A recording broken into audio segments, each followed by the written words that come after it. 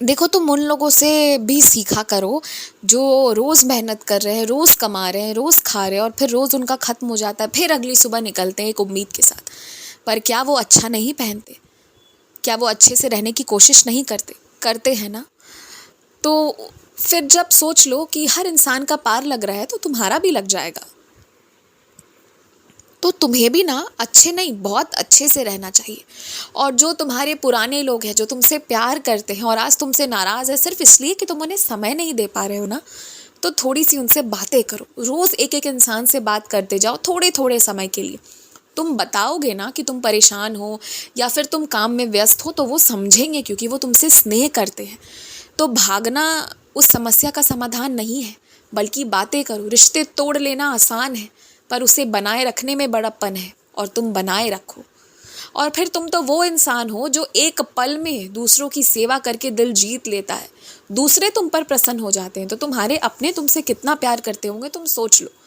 तो उस प्यार की कद्र तुम भी करो, और जो भी नाराज़गी है ना उसे परे रखकर दोबारा बात करो।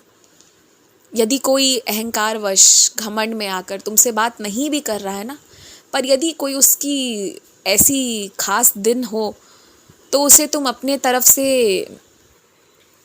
आशीर्वाद देना, उसे दुआएं ज़रूर भेजना, अच्छा लगेगा।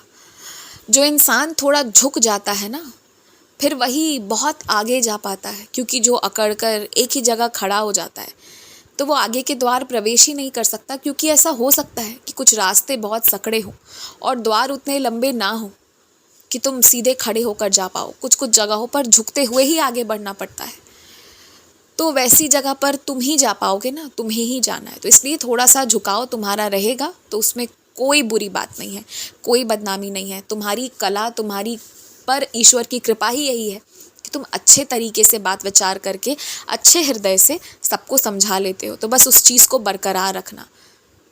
किसी के लिए बुराई करना, चालाकी करना, ईर्ष्या करना, ये तुम्हारे संस्कार नहीं है। तो इन चीज़ों से दूर ही रहना है तुम्हें। कोशिश तुम ये किया करो ना कि जो भी जितने भी तुम्हारे काम हैं वो तुम पूरे करके जाओ, और जो बच जा रहे हैं वो वापस आकर करो। लेकिन किसी की सहायता लेने से बचो, जितना हो सके सहायता लेने से बचो। मैं ये इसलिए कह रहा हूँ ना कि मैं ये नहीं चाहता कि तुम्हारी दिनचर्या की जानकारी लोगों को हो। कब जाते हो, कब आते हो, कैसे जाते हो, कैसे आते हो। मुझे नहीं लगता कि ये सब जानना लोगों को ज़रूरी है। तो इसलिए ना अपनी दिनचर्या का जिक्र मत करो, थोड़ा बचो। इस वक्त शायद मुझे ऐसा लगता है कि ज़रूरी नहीं है कि तुम सारे बातें बताओ। हाँ, अगर तुम्हें लगे कि सामने वाला का मन तुम्हारे लिए बहुत अच्छा है तो तुम बता सकते हो, मेरी तरफ से कोई रोक टोक नहीं है। लेकिन अपनी निजी ज़िंदगी को निजी रखना बेहतर होता है। जो जो गलत बोल रहा है ना उसे बोलने दो, उसे रोकने का काम तुम्हारा नहीं है। तुम भी जाओ, तुम भी मेहनत करो और तुम भी सच बोलो। जो झूठ बोल रहा है उसे बोलने दो, वो अपने तरीके से प्रयत्न कर रहा है, तुम अपने तरीके से करो।